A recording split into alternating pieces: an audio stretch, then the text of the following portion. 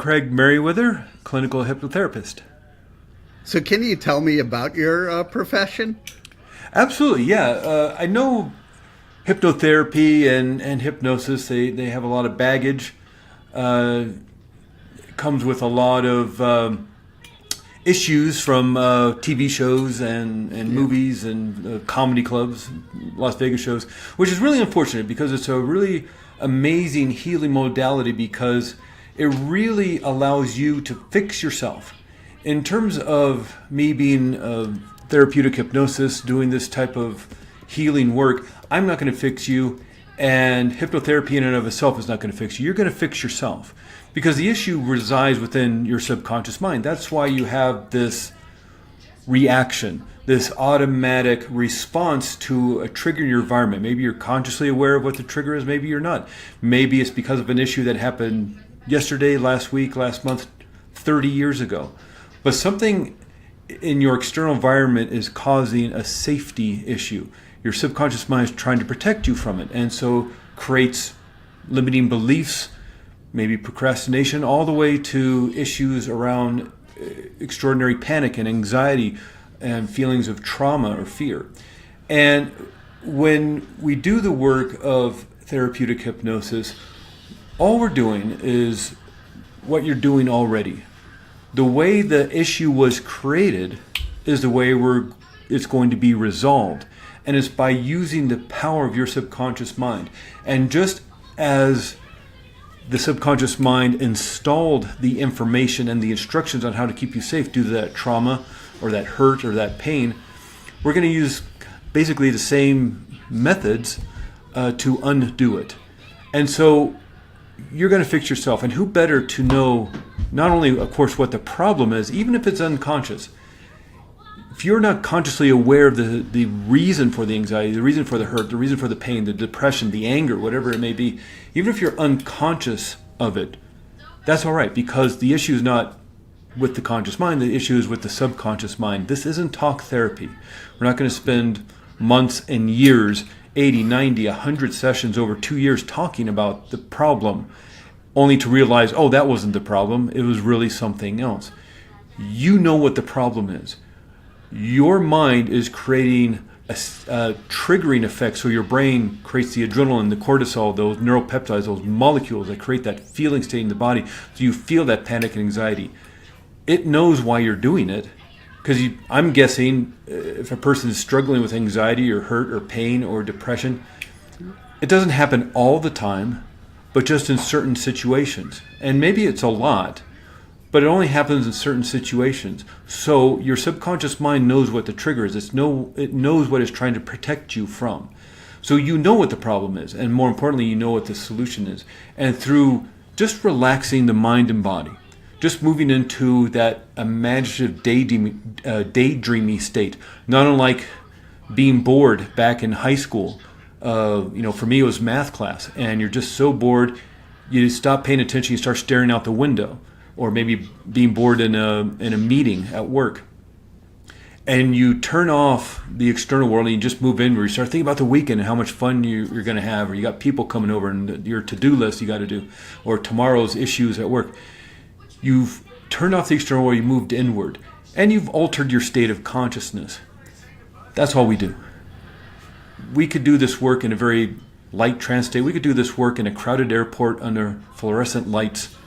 It's nicer when you're in a nice, comfortable place on a couch or on a recliner. But really, all we're doing or what I'm doing and other hypnotherapists are doing, we're facilitating you healing yourself. And I know that was kind of a long answer to maybe a short question, but kind of because of the baggage the word hypnosis comes with, I think a lot of people are apprehensive because we're going to make them do something they don't want to do. You can't do that. And forget TVs and movies, that's just fiction. Even the comedy shows that you might see in Las Vegas or at a comedy club, everybody that gets up on stage and dances like Michael Jackson or sings like Elvis or whatever they're doing, they volunteered to be up there. They bought a ticket to the show. They raised their hand to volunteer to go up there because they're extroverts. They're exhibitionists. They want a funny video to put on Instagram. They want to be silly in front of their friends. So they get up there, and lo and behold, they act silly, and they have fun. Even the hypnotist at the show goes down the line of the 10 people or so that are up there and says, "What's your name? Where are you from? And do you want to go to hypnosis and have a fun time?" And they all say yes. They say yes 7 times before they dance like Michael Jackson or act silly. So imagine if you want to heal. What if your purpose is not just to amuse your friends or have a funny video to try to go viral with? What if you wanted to heal? What are the possibilities of you actually doing that?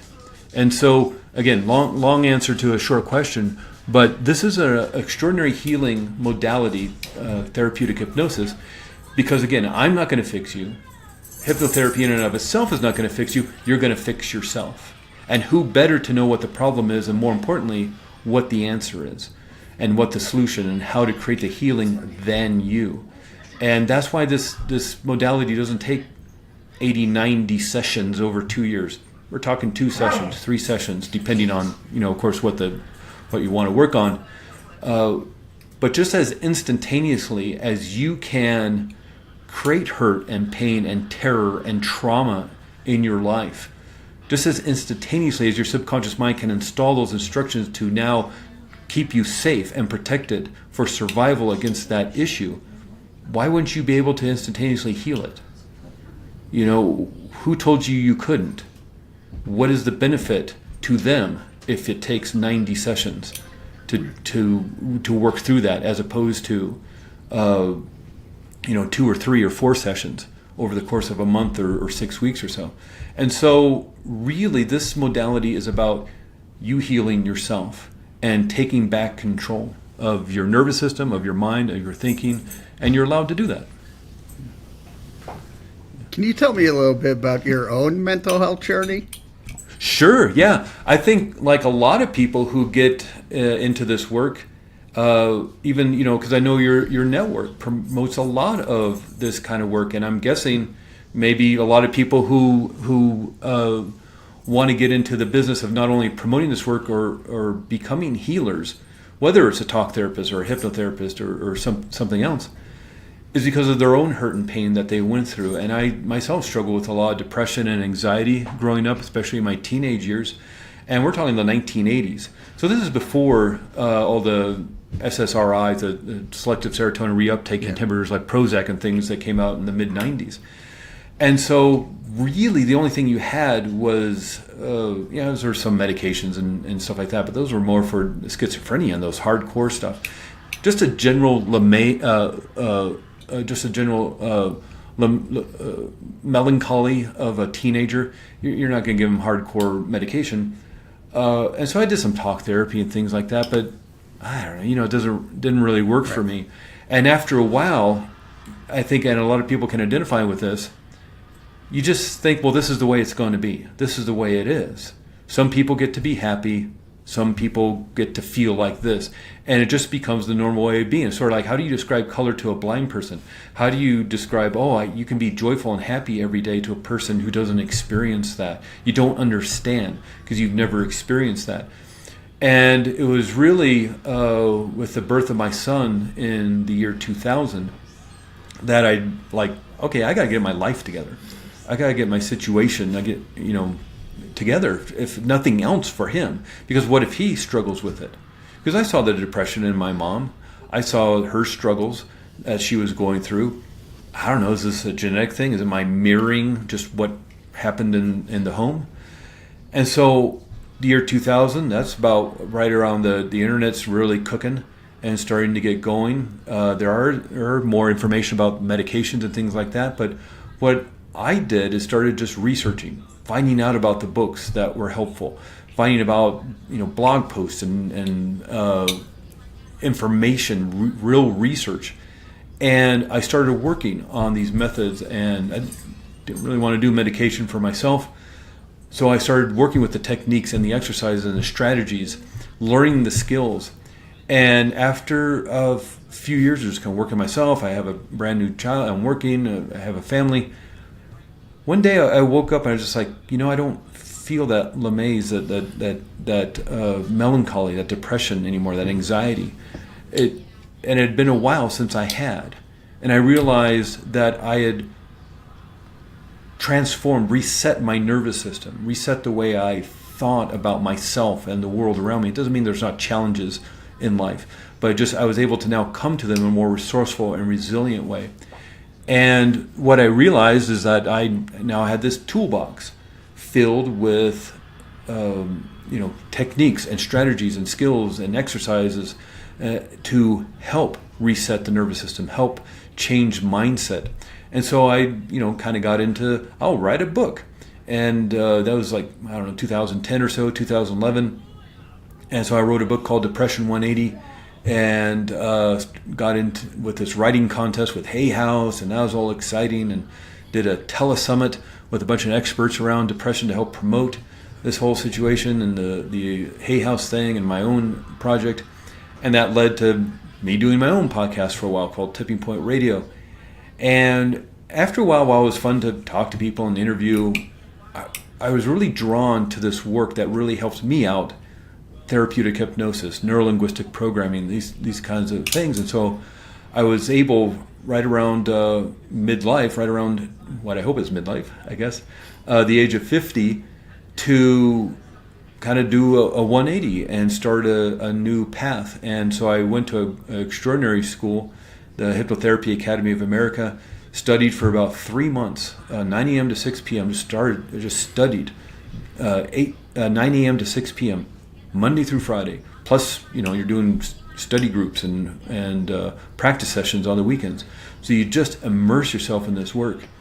And since then, I've just been, working as a hypnotherapist, helping people one-on-one. Oftentimes, probably at this point, like a lot of people, I'm doing 80% of my sessions over Zoom, being able to work with people around the country, around the world, a few times. And it's one of those situations where I think a lot of people find themselves is because of their own hurt and pain, because of how they found healing themselves, they want to offer that to other people. Just like what this is all about, getting that information out there, that there are extraordinary ways of helping yourself and healing. How important is it for people to be open with all types of mental health treatment? Well, I think everybody responds differently to different modalities just because of what they've gone through and how they've been brought up. I think what's extraordinary about hypnotherapy and neuro-linguistic programming is its ability to react well to what a person has gone through. So it's not just a set process of, well, I hope this works because this is all I got. There's a lot of different techniques and methods. And really, again, the foundation of this work is you healing yourself and accessing that potential within your own subconscious mind. And so there are a lot of different possibilities within hypnotherapy, but there's all sorts of methods. And that's why, I think it's important to learn, to research, do your own due diligence on what's going to work for you. There's so much research out there that chronic depression, and I'm not just talking about Monday blues or you're just, right, today's an off day because it's rainy out.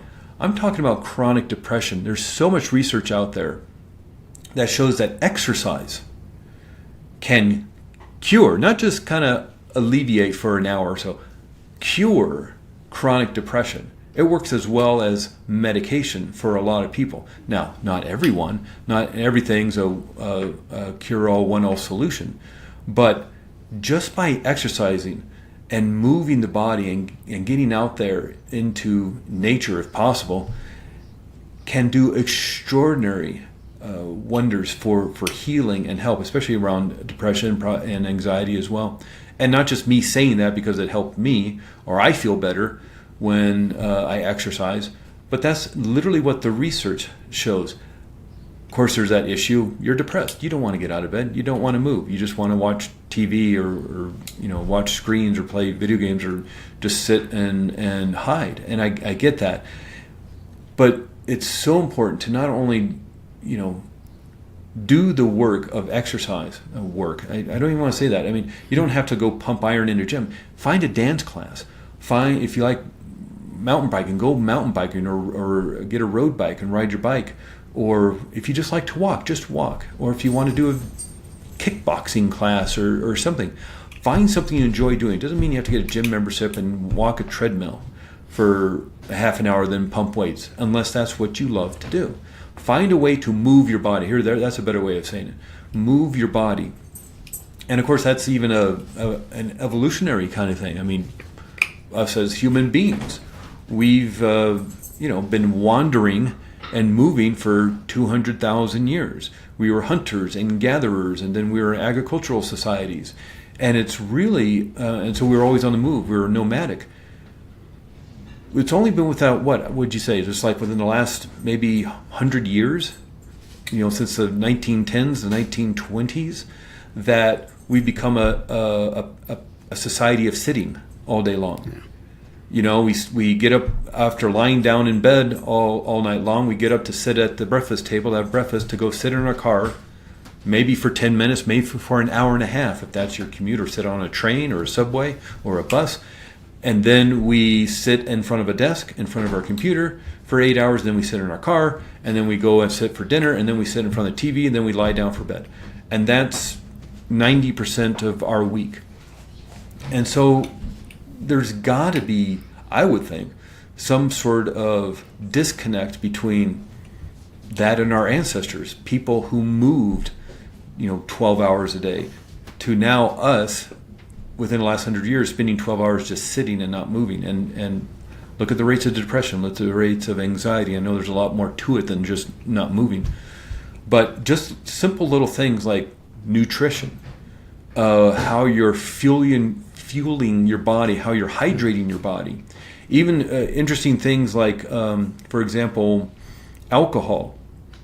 The reason alcohol feels so good to a lot of people is because it's increasing the hormone GABA, and the hormone GABA decreases and starts to vacuum out and eliminate, if you will, the adrenaline and cortisol hormones in your brain. So you feel better. Unfortunately, it escalates the GABA so much that it then crashes it, so you end up having less GABA in your brain. And so you actually end up maybe feeling more anxious later on. Another issue with red wine that's a real head scratcher is there's a lot of great evidence to show that red wine with its antioxidants is good for the heart. But red wine also has histamines in it. And some people don't do well with histamine. They have a sort of like an allergic reaction to histamine in red wine. Their body doesn't do well. And the two most chronic side effects, popular side effects, if you will, from histamine allergen in red wine is anxiety and insomnia. And so it's this, well, yes, for one, there's a lot of health benefits from red wine. On the other hand, if you don't do well with it, you can actually be increasing your anxiety and you're not sleeping well at night. And why would you trace it to that single glass of red wine you had for dinner? In terms of, I'm not a nutritionalist, and you certainly want to go to your doctor or a nutritionalist to get this kind of information, because everybody's different with their bodies. My mom is, 85 years old, 5'1", 130 pounds. My son is 24, 6'3", 250 pounds. They're going to need different nutritional needs. So you need to do your own due diligence. But of course, if you're eating a lot of sugar, if you're eating a lot of processed food, a lot of junk food, if you're drinking a lot of soda, if you're drinking a lot of coffee or soda with caffeine in it, caffeine's a stimulant, is that increasing your anxiety level? So you got to watch your nutrition. You got to watch how you're moving your body or not moving your body.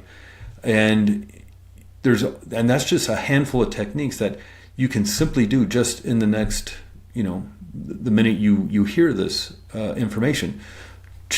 look at your diet. Are you fueling your body well? Are you drinking enough water? Are you hydrating your body? What is it? 70% of our body is water. I think 80% of our brain is water. If you're not hydrating, what's that doing to your brain? If you're just not getting enough hydration for rational, calm thinking, if you're not breathing well, breath alone can be a great way to reset your nervous system, because when we're stressed, we have a tendency to upper chest breathe, so we're not using our full lungs. And if you can just take a second to feel where your rib cage is, it's like 2 inches above your hip bones. The lungs are huge. But when stressed, because we tighten our stomach muscles waiting for that 1-2 punch, we can't get those deep belly breaths that get air into the bottom of your lungs. So you're only maybe using 20%, 30% of your lungs, and just the top part, which is that narrow part, as opposed to the larger at the bottom. Exercise, fueling your body, making sure you're if you need a cup of coffee, have a cup of coffee. But if you're really needing 2, 3, 4 cups of coffee to get through your day, maybe you have a sleep issue, and that needs to be looked at with a doctor or a sleep specialist. And of course, caffeine's a stimulant. So is that causing any sort of anxiety? And that's a bit of the head scratcher with depression and anxiety. They're more side effects or symptoms of a larger issue. And you need to do your homework and due diligence about what that may be. There's research that shows that a head injury, depression can show up 2 years after a head injury. Wow. If you all of a sudden just are feeling depressed, you're feeling melancholy, you're feeling off, why would you equate it to that car accident you were in 18 months ago? But that could be the reason for it. And so that's why, even in my own journey with dealing with my depression, it takes some homework. It takes some research. It takes the willpower or the desire to get better. And that's probably the biggest part of healing, wanting to get better. And what's interesting, though, just like we started off a little bit ago talking about the hypnotherapy shows, or not hypnotherapy, but those hypnosis shows, and the comedy clubs and things, they want to be up there to have a fun show, and they have a fun show. So what if you want to heal? What are the possibilities of that? And so hypnotherapy is a great modality. Highly recommend people just do a little bit of research and see the benefits of that work. Neuro-linguistic programming, NLP. Again, a lot of baggage to that word or that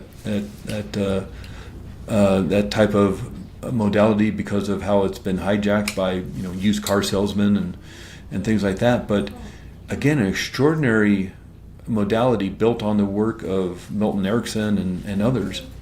And so, if I could give anybody one piece of advice, I would say you have the ability to heal. Now, there's lots of different modalities, and lots of people are dealing with lots of different things, but know that there's hope, and you don't have to feel like that. There are ways of dealing with it. There's lots of people out there to help, and this is what's so great about what you're doing, presenting so many healers and ways to create health and well-being within your life. And hypnotherapy is just one of them. There's certainly many others, but know that you can get better. Know that health and well-being is not only a possibility, but you have the ability, the power, and the right to feel better in your life. But it does take some work, like anything. If you want it, you can have it, but it does take some work. You don't just get to go to the gym 2 or 3 times and then you look like a Marvel superhero for the rest of your life. I don't know if you may be too young, but some of your listeners, some of your watchers may remember Jack LaLanne back in the 70s and 80s. He was a big health and fitness personality guru. He'd be on all the talk shows, Merv Griffin and Mike Douglas shows, if people remember those. He had his own line of gyms, the Jack LaLanne gyms. He was one of the first people to really promote health and fitness. Certainly other people were doing it on their own, but he was the one to go on TV. He had his own line of gyms, he would be promoting blenders and juicing and vegetarian diet. And his big kind of celebration every year for his birthday would be to swim in a lake while pulling rowboats behind him filled with people. And he just didn't do that when he was 20 or 30. He was doing that into his 70s and 80s. And you can probably find that on YouTube and Google and things. Jack LaLanne pulling rowboats. He was working out the day before he died at the age of 96. And so this isn't just do it once, do it twice, do it 3 times, and then you're good for the rest of your life. There's a certain relentlessness to wellness and health. You have to exercise, you have to eat well, you have to do the mental and emotional work. But you can have it. You can have the joy, you can have the happiness, you can have all the confidence you want. But it does take some practice. And what you practice, you get better at. So, again, probably that was a super long answer to whatever question you asked about 10 minutes ago.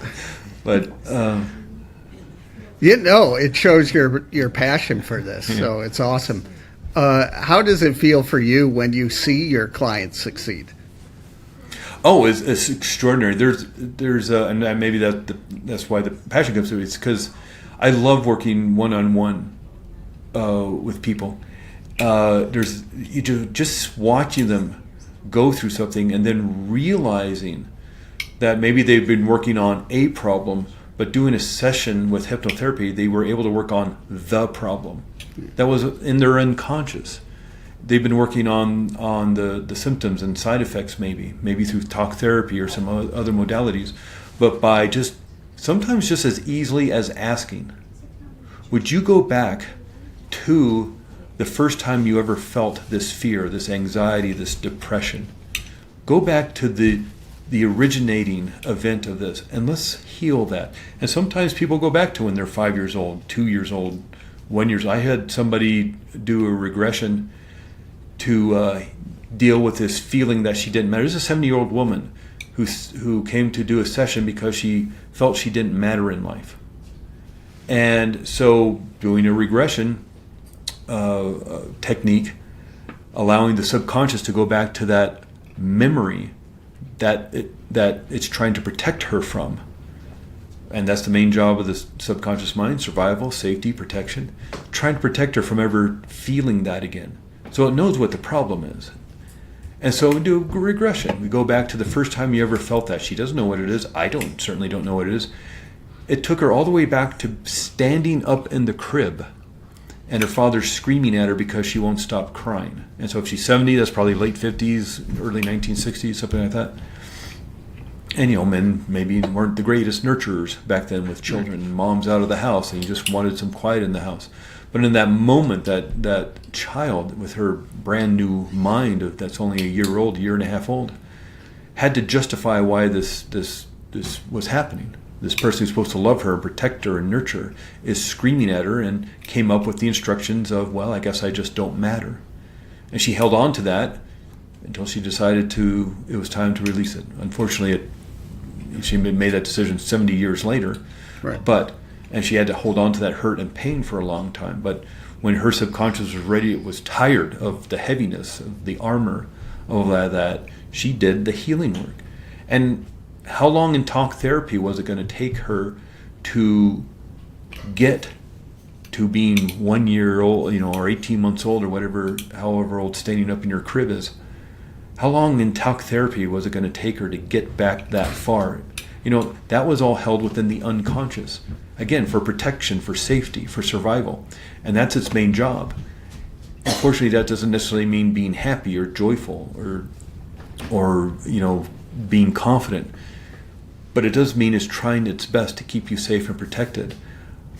But you can change the instructions, and not to blame that child or blame anybody. It certainly wasn't your fault, and you're not to blame, and not to blame the victim. But becomes empowering when you realize, well, if I'm the one that put that instruction on how to keep myself safe by warning me with anxiety or anger or overwhelm or depression or whatever, if I'm the one who put that instructions within my subconscious mind, I can change it. I can be the one that changes those instructions. Sort of just like changing the computer code. if you were writing a accounting software for your business, and you put in there 2 + 2 = 5. Well, I mean, you can type on your keyboard all you want. You can slam your keyboard with your fist out of anger and frustration. You can sit with a therapist or your friends and just rant about how 2 + 2 = 5 isn't fair. You can take a Sharpie, take a marker, and write all over your computer screen 2 + 2 = 4. But it's not until you go into that computer code, find the error through all those lines of code. Oh, there it is, 2 + 2 = 5. Well, that was weird. 2 + 2 = 4. Press save. Now your equations equal out. Why not just do that? And so there is power in that, and there is a hope in that you have the power, you have the ability, you have the right to create health and well-being within your life. And as you point out through a lot of the different interviews you do and the different shows you have, it's like there's a lot of different modalities. And I would always follow your intuition. What feels right? Because that's probably your subconscious talking to you. And if talk therapy is the right way to go, do that. But if something else, whether it's therapeutic hypnosis or acupuncture or going to an exercise class or a dance class, if somebody's feeling sad, they're feeling depressed, and if the one thought that comes in your mind, well, I should probably do talk therapy, but what I really just want to do is dance. When I was a little kid, I just danced. I did so many dance classes. I haven't done that in 20 years. If your, unconscious mind is kind of tapping you on the shoulder with your intuition, say, I need to go dance, then go dance. But if there's some maybe deeper healing work that needs to be done, there's a lot of modalities out there to help. So do your own due diligence, do your own research, and ask a lot of questions. But there is help out there. Yeah, right now for me, I do talk therapy, but always curious about other ways to heal. Yeah, and talk therapy is great. It's always great to have a second pair of eyes on something. There's not one gold medal winning Olympic athlete that doesn't have at least one coach, if not several coaches. Right. Michael Phelps, the most gold medalist winningest athlete out there, however it's correct to say that. How many coaches does that guy have? Pavarotti, considered one of the greatest, if not the greatest, opera singer when he was alive, went to a vocal coach every year. So any dancer, any athlete, any gymnast is going to have a coach or a trainer of some sort. Look at a baseball player. If you're here in America, look at a baseball player. They have a throwing coach, a hitting coach, a running coach, a nutritionalist, a physical therapist, probably to help out with injuries and stretching and massage and things like that. They have this, plus a first base coach and a third base coach to tell them when to run. They have this group of people surrounding them to help them succeed so they can win the World Series. And any master of anything is going to have a group of people. And so whether that's talk therapist, whether for your own self or for a relationship, family, marriage counseling is extraordinary. I highly recommend that. It's always great to have a second pair of eyes and learn how to communicate. Quick example, I think maybe we're going off on a little bit of a tangent, but Go for it. Met my wife. I met my wife at 19. We started dating at the age of 19 in 1987. If you do the math, we are coming up on 57. That's a lot of change. That's a lot of growth. We're not the same. 19 to 29 is huge change. And so, how do you navigate that when you're trying to have a relationship, start a family, deal with financial issues, moving, elderly parents, young children who may be sick? How do you navigate all that and keep that partnership alive? It's like, why not get coaching? That's the most fabulous thing, and let alone anything else in life. Business, public speaking, any actor or actress, musician is going to have training and trainers and acting coaches and all sorts of things. So if you want to master something, why not surround yourself with people who can support you? And again, whether that's a hypnotherapist or a talk therapist or acupuncturist or whatever it is, or a dance teacher. Find people to surround you who help you become the best version of you. Yes, we do. Whatever that is for you. And again, just follow your intuition, do your research. Start reading the articles, watching the videos, and if something resonates with you, look into it. And why not even try a session or two just to see if it's for you. What motivates you? I think what motivates me at the moment is, and it sounds kind of cliche being kind of a healing person, but just helping other people. It thrills me to no end to see people come in for a session and walk out just feeling, my God, that was amazing. And not just because I'm doing the work, it's because they're doing the work. And to be able to hand that to somebody is thrilling beyond belief. To show somebody they have the ability to regulate their own nervous system. They don't have to feel that anxiety or depression. And look, that's a normal human emotion. I don't think you ever seriously want to get rid of all fear and anxiety.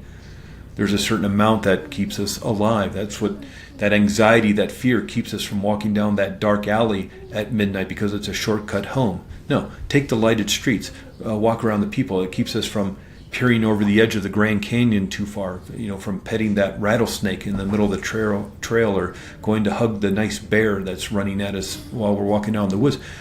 Fear and anxiety keeps us alive. It's just when it becomes unresourceful that it starts to hurt us, and we're constantly feeling that anxiety and fear. That's when it becomes a problem. And showing people that they have the ability to heal, even if they don't know what the problem is, consciously.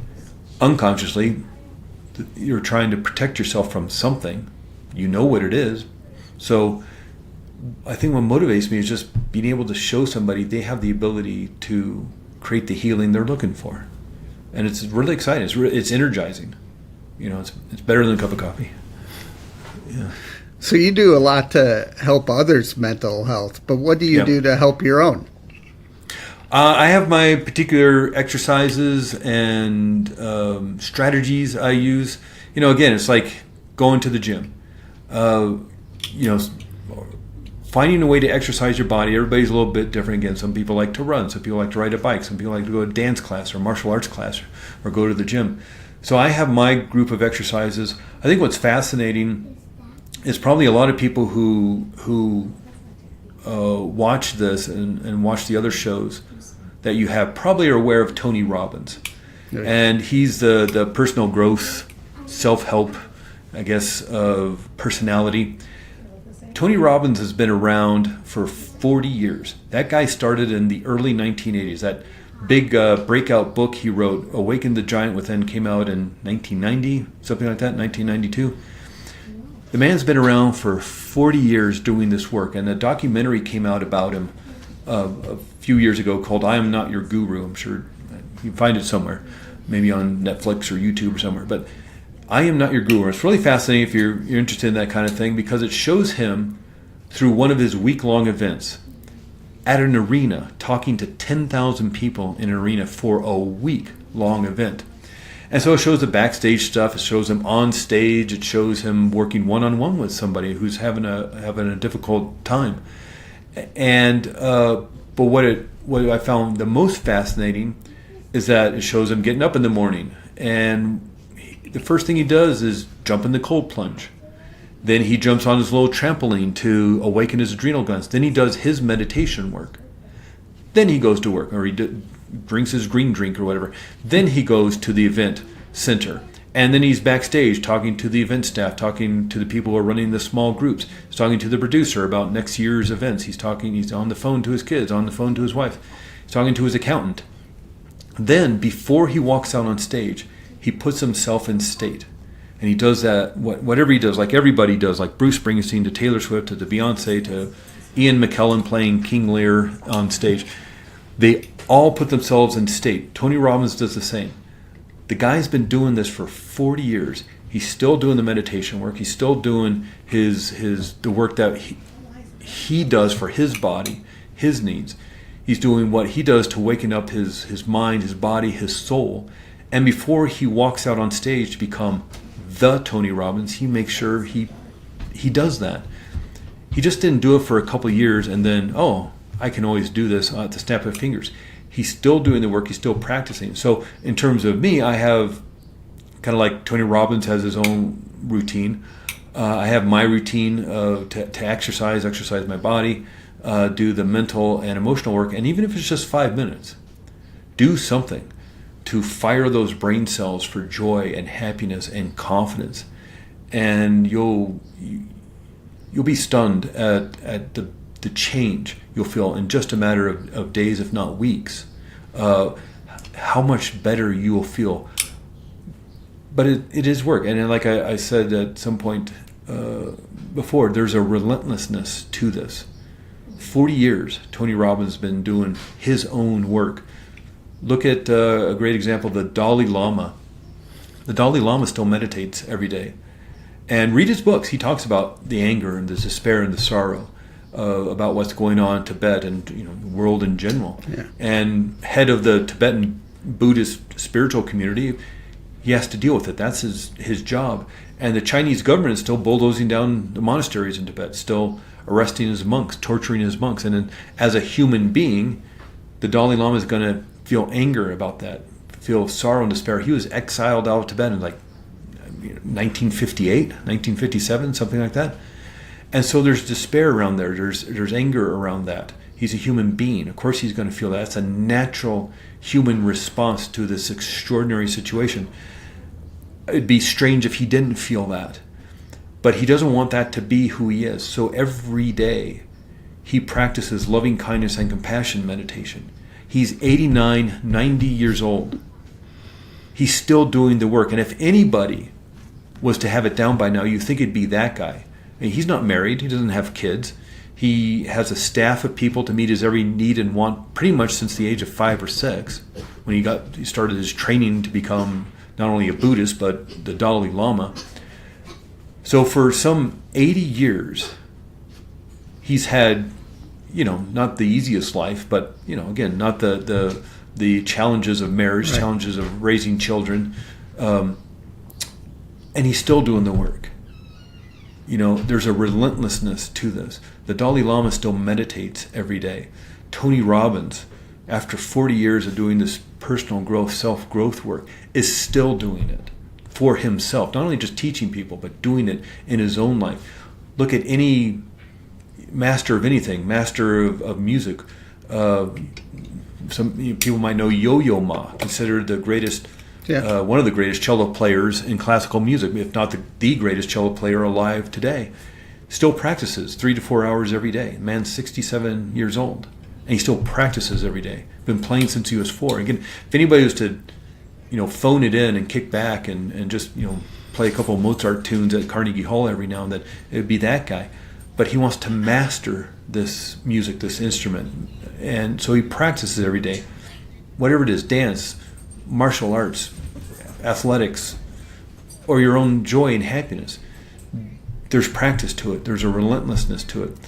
Any 10th degree black belt in Taekwondo or Judo or whatever, they're still practicing every day. So even if you get to a high level, you got to keep going. Otherwise, the default settings may kick back in. And again, the default settings are to protect you, keep you safe, keep you for survival. So by practicing 5 minutes here, 5 minutes there, longer if you have it, a half an hour here, half an hour there, you can literally rewire your brain. And according to the University College of London, it takes 66 days to create a habit. So if you're practicing every day, 5 minutes here, 20 minutes there, not only within the course of a week, you could find measurable differences within your brain, wiring neurons, new neurons together for that happiness, for that joy, for that peace, for that confidence, whatever you're looking for. And if you keep practicing, within about 8 weeks or so, you will have a new habit. So this doesn't take months and months and years and years. We're talking weeks. If you were willing to practice, and it can be as simple as just feeling joy in your heart. And I know that that's hard for just to tell somebody who's struggling with depression or anxiety just to feel joy. But what if you pretended? What if you pretended you had that joy and that happiness? And what's extraordinary about the human mind is that it can't tell the difference between what's real and what's imagined. This is why a nightmare feels so scary. And whether the nightmare is something ridiculous like, the Wizard of Oz trees chasing you on the street throwing apples at you, or a cheeseburger chasing you on the street, or something super realistic like, maybe a veteran having a PTSD dream about the war, even though it was 30 years ago. In both situations, you're both cozy, comfortable, safe in bed.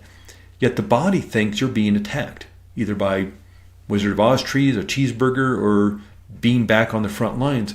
And so it'll start to change your physiology, creating that adrenaline, that cortisol, adrenaline. That you've heard the crazy stories of grandmothers lifting cars off of babies. That's adrenaline doing that. That's not coursing through your body, creating these molecules called neuropeptides, hundreds of millions of these molecules, literal molecules of fear, of anxiety, of anger, of overwhelm and worry, fear, flooding your body, looking for the cells to attach to give that message. 300% more blood moving to the big muscles of your arms to fight, 300% more blood moving to big muscles of your legs to escape, literally changing your physiology while you're in deep sleep to protect you. You literally change your physiology through thought alone. And so with this, through thought, you can change your physiology. So why not use that to your advantage?